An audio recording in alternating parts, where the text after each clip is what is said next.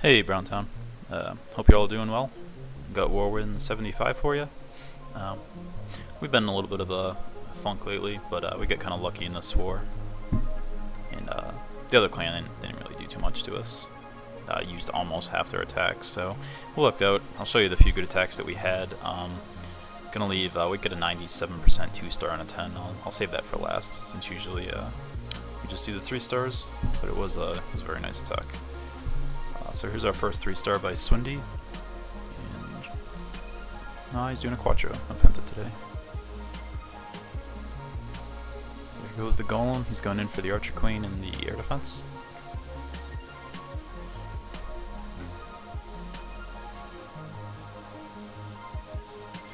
There seems to be there's an update to the Archer Queen, the heroes AI.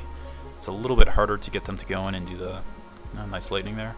Do the cold blood to get them to lock on to the enemy's heroes. I've had a lot of people's kings are 1-2 tiles away from the enemy Archer Queen, and she's shooting down, all their units, and our kings won't even lock onto theirs. So a little tougher, makes it more challenging than it used to be. It's just an adjustment. Like there, they barely take each other out. It's so I kind of like that, but it's just an adjustment when you're used to things working a certain way, and then you go in, all of a sudden everything's changed. So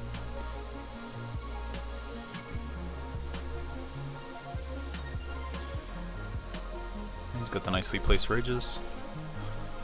Get him over to the air defense, and then onto the Teslas real quick. Alright, sweeper goes down, and all those loons still left. It's really beautiful. There's far too many for that one last air defense to take out. And he's got over a dozen pups left. So yeah, really sweet attack, Swindy. He was the first one to 3-star this war. Just when we weren't sure if we were going to get any. Pulled through, so great job.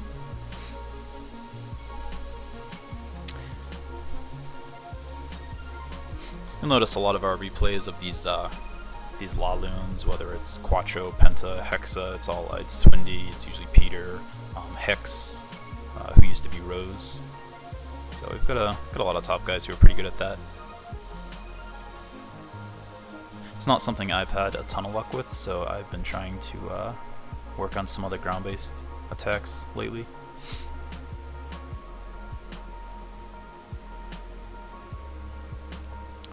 But fortunately, Rose is a 9.5, so you'll see him attacking a lot of the 10s with some hexes. So get a little diversity in the replays there, which would be nice. Alright, now we're going to get Monster Sauce, then we'll move on to that Town Hall 10, 97% by Hex. Get to mix it up a little here with Hogs. Setting off all those double big bombs, one on the east side, one on the west. They're on the southwest. This was a cleanup attack, so he knew where a lot of these traps were.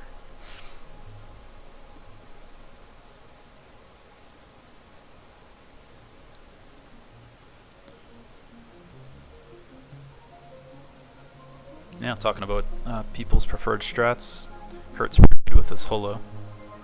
I think he's been doing that since Town Hall 8. The Go Wee Wee and the Holo were some of the first ones he was really kicking ass with, so he's good with them. Now, I really like how he did this with killing the CC. There wasn't really a good spot to do it where he wanted to actually send his golems for the cold-blooded. He still drops his king there, trying to get it to lock onto their Archer Queen, but he killed the CC with witches and the queen up top, and she's going to path around and get onto these defenses. And right before the point defenses can really start taking her out there, he drops his hogs and kills them. So I think he knew if he did it was very well executed that she'd walk around, go shopping on like the west side there, and then as soon as she was in danger he'd drop the hogs and then she'd keep cleaning up. Meanwhile, his witches and golems are doing a lot of tanking up there, enough that these heal spells would keep the hogs up and just decimate the rest of the base. So yeah, great use of watching the replay, exploiting all those traps, and just doing everything a cleanup attack should do. Now I'm gonna speed this one up. Man, that golem's still going strong. Alright, nice job, Kurt.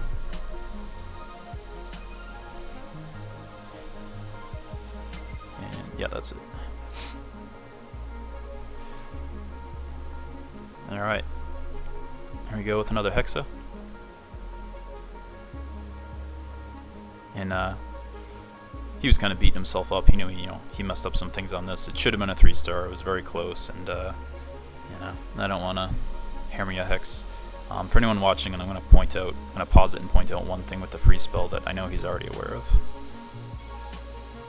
Just for anyone who's not familiar with the exact range on that and how it works. So he gets the... Alright, so right here, the free spell, basically the 1x1 tile, wherever you drop it, anything else 2 tiles away from that in any direction will get locked down. So if you notice, there's the air defense right there, and then there's a wall, and then there's an empty space going towards the Inferno. So there's 2 tiles in between them.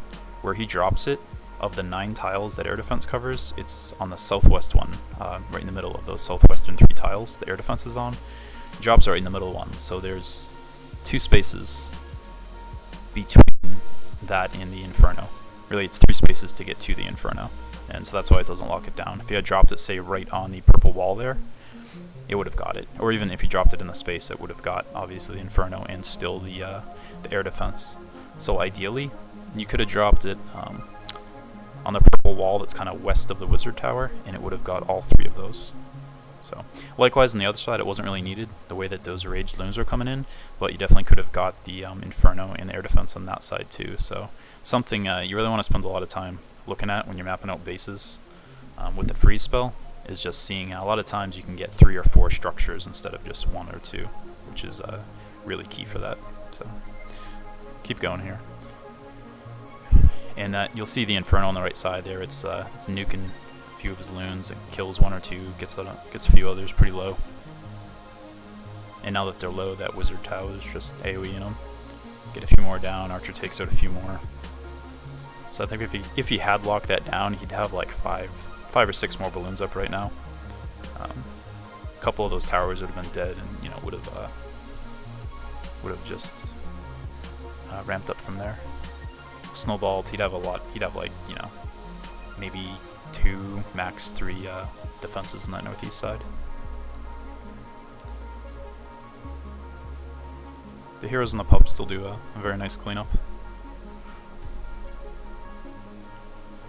So it was a beautiful attack, far better than the worthless one that I had on this base. So great job, Hex. Don't mean to put you down at all.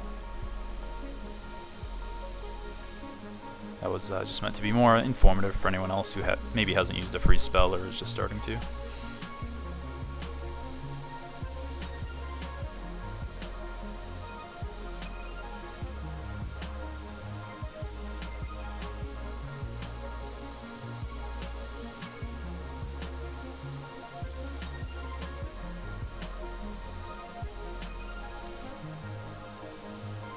So yeah, really nice attack, Hex, and I'm going to leave those Laloons to you, buddy.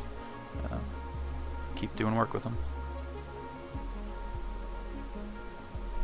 Alright, peace, Browntown.